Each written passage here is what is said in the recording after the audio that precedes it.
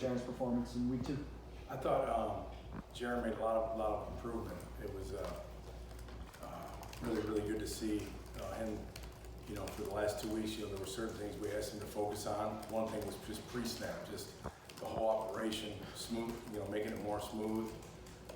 We were much less chaotic, so it was really good job by him. I thought he was very poised in the huddle. I thought he did a really good job of communicating, getting the team in and out of the huddle quickly, getting the ball snapped. You know, and again, another tough environment to play. You know, especially your first couple games. So I thought he made a lot of improvement there. He made a lot of improvement with his play as well, as far as just eyes, pocket posture. And you know, one thing, I thought he competed. I thought he showed toughness. I thought he showed courage. I thought he played much better, looked much more poised. I think he looked much more in control of what he was doing. And again, there's things obviously, you know, we need to clean up. You know, I think if you ask Jaren, he'll tell you he missed a couple things too. You know, a little bit, which I think just comes with playing. But we'll continue to give him those looks in practice, and hopefully he continue to make improvements. But from week 1 to week 2, we thought there was a lot of good positive improvement for Jaren. Dan, we obviously saw Tate involved in game 1, 15 snaps. Don't recall seeing him Saturday. Is that a package that you just believe needs more time outside of games to develop to where you want to be? Or was it merely a matchup thing where North Carolina was not suited to what he does best for you? Yeah, I think there's a little bit of both there. You know, we obviously think Tate has a very bright future in this program on offense and in a lot of different roles, but I think those 2 weeks really helped Tate, you know, just focus on wide receiver. And I think as he went to being a wide receiver every down, I think he, you know, without having ever played the position before, it's a little easier than just running out there and running around.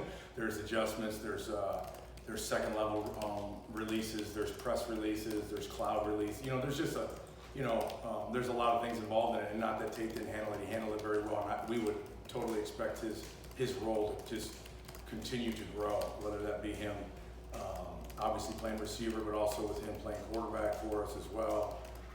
And again, it's just, you know, it was more of a comfort level with us having, you know, knowing that he was ready to handle the things that we were going to see Saturday, because North Carolina was very multiple on defense. There was a lot of different things schematically they did, but certainly we were very excited about Tate, and his role will continue to grow as we move forward.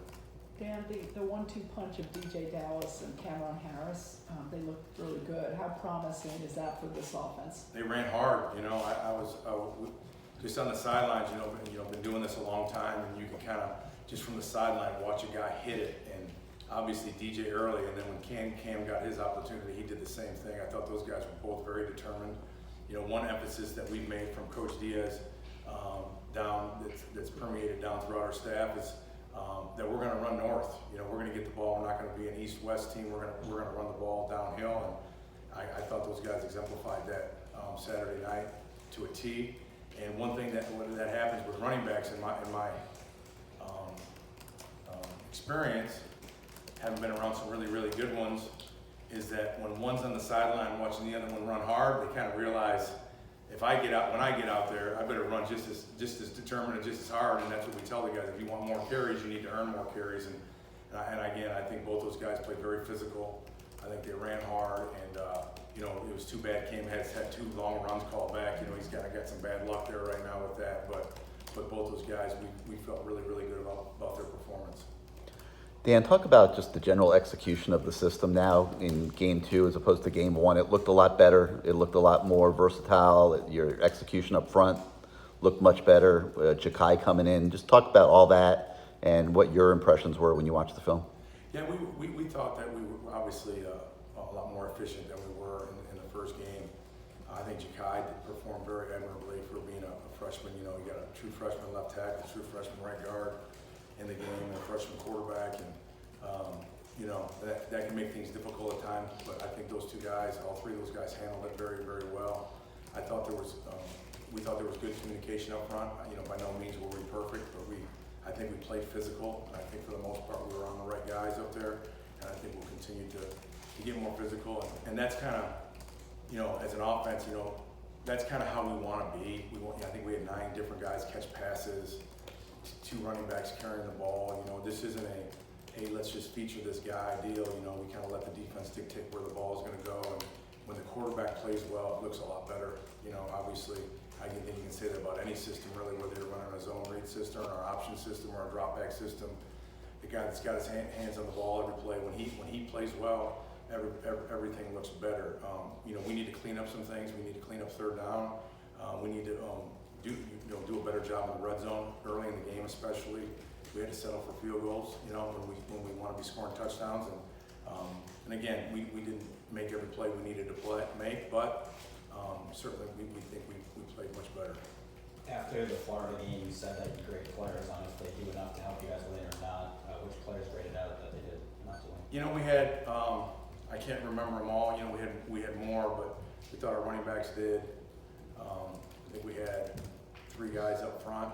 You know, and I don't want to say names because I can't remember exactly who they were. You know, we've kind of already moved on to the next one already. So, and then you know, we felt our quarterback gave us a chance to win too. And then you know, Jeff Thomas and Mike Harley, KJ Osborne. You know, those guys. You know, KJ in particular made some big plays. He made some tough contested catches and played very well. And you know, one thing that we do like is we're playing a lot more physical on the perimeter too. Coach Stubblefield's done a really good job. You know, Jeff Thomas is blocking downfield, Mike's blocking downfield. Those guys are, you know, Brian Hightower got to play, D. Wiggins got to play, Mark Pope got to play. We played Larry Hodges as a true freshman, played some tight end and some H-back for us as a true freshman. Michael Irvin got in the game, had a catch. He played very physical when he got his opportunity. So we tried to play a lot more players. You know, that was a goal of ours.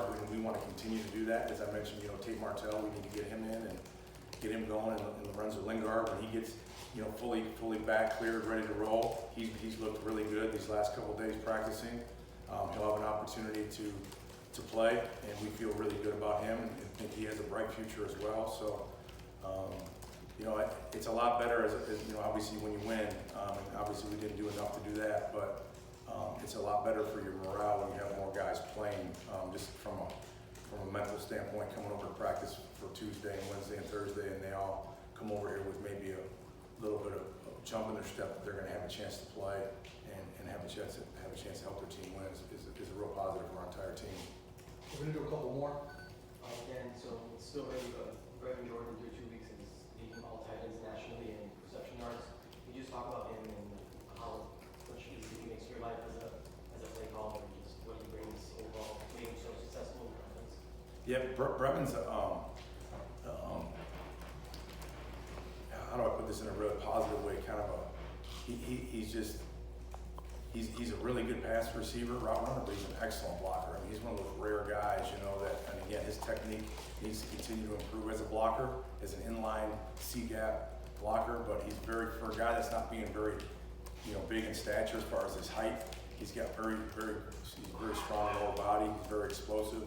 So, you know, he played a lot of plays. I think he played 70 plays, which is a lot for a tight end to play, but it's hard for us to take him off the field because he's good really in all aspects of what we're trying to do.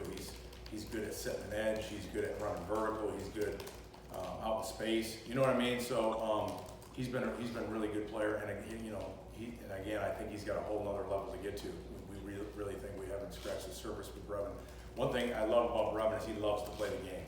You know, he goes out there, he's enthusiastic, he's competitive, he wants the ball, you know, he wants to be challenged, and you know, we coach him very hard, but we also, you know, we ask Brevin to do a lot. He's got to learn a lot of things. You know, he's got to learn all the run scheme, all the protection schemes, all the route schemes. We move him around in formations all over the place. So it's from a mental standpoint, the tight ends have one of the biggest challenges of the entire group, and Brevin's really kind of embraced that. All of them have, and you know, again, we're not afraid to use Brevin really in any situation. Our thing's going to be when we get him some rest, because he did play a lot of plays, but he's again, very good player, very young player. You know, I don't know how many games he played last year, but I think he had an injury last year and missed some time. So I think we'll see a guy that will just continue to improve as well as the season goes on. Dan, can you take us through what led to the change on the right side of your offensive line? After the UF game, had you planned to stick with John Campbell initially, but you just saw things from Ja'Kai Clark in those half dozen practices that led to a change? And how did Clark play? How did Scaife play at right tackle? Yeah, you know, Ja'Kai's had a really good fall camp, and he spent most of the time as our center, backup center, and he's a really good center, and he'll be a really good center someday. He's very smart. He's got great balance. I mean, that's the one thing about offensive linemen, the guys that play on their feet and can get moved, but continue to stay on guys and cover guys up. That's a huge plus for that position. And Ja'Kai has outstanding balance and body control. And so anyway, he's had a really good camp. And then, you know, after the first game, we just felt that we needed more experience at tackle, you know, and DJ is so versatile. He's played tackle for us on the left side and the right side. He's played guard on both sides. And we wanted to experiment a little bit with him at right tackle to solidify one of the tackle spots, at least a guy that had some experience. Not really anything John did wrong or didn't do wrong. I don't think he has a bright future as well, very talented guy. But as an inside player, then Ja'Kai became a guy that we felt with Corey Gaynor playing next to him and DJ on the other side of him could maybe help him with calls and things like that to get him going a little bit. But DJ played very well. He played very solid. He's very, very physical. He was very physical, very good in pass protection. And Ja'Kai played a good game too. He had a few MAs, which you would expect from a young player. But he played physical. He played with a lot of good effort. And again, as a true freshman, you know, in that environment to get your first start, we thought he performed very well. Thanks a lot, Coach. Thank you. Thank you. Thank you.